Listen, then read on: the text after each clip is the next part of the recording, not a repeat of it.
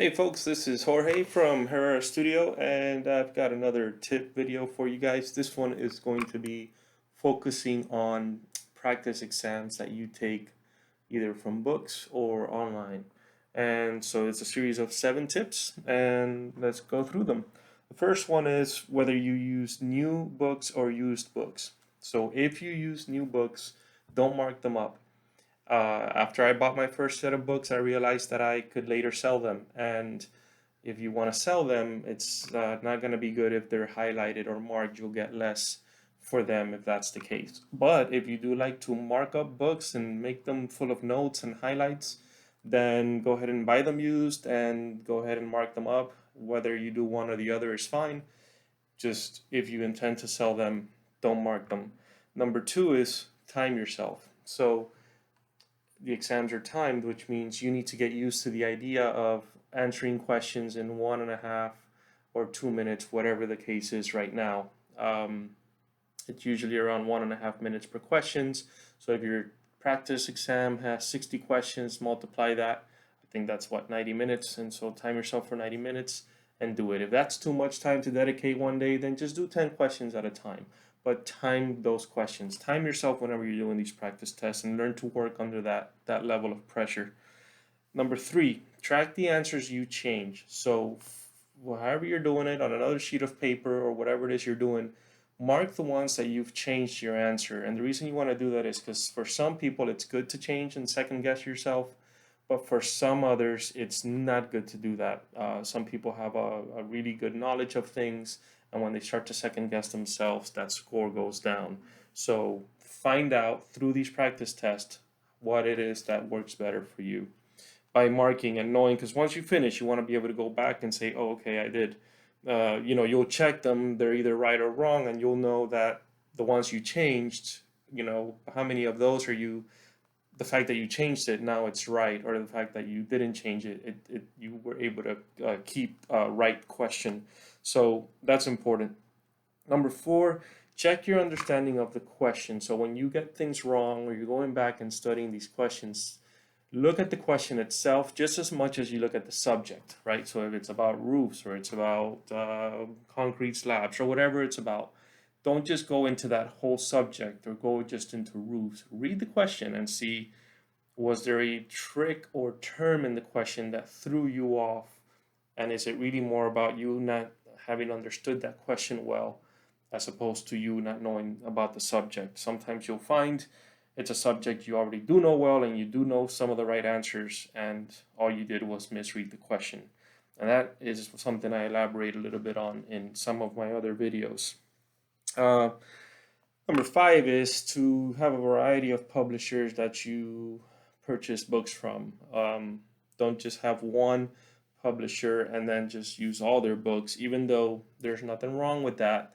I found over time that if I had 3 different writers, publishers on one exam, because it was the toughest one and I really wanted to get as much information or as much practice as possible, that helped me more than just dwelling on that one book, that one publisher, and trying to expand on the things that book was touching on. So it's better to just go ahead and give yourself a variety of publishers.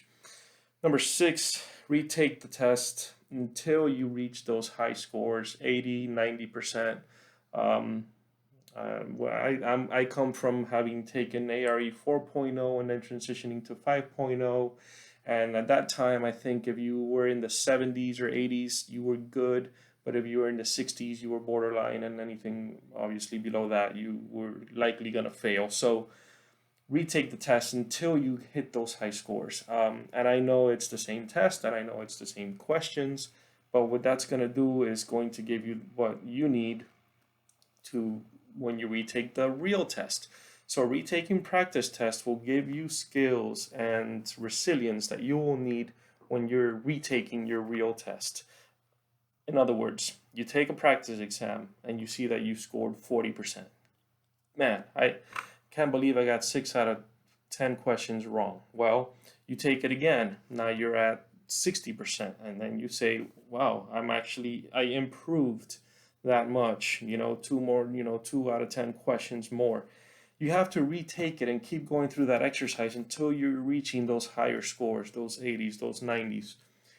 Because the things that are you're going to learn to do to get you from those 40s and 50s to those 80s and 90s are applicable to what will get you from the fails to the passes in the actual ARE exam.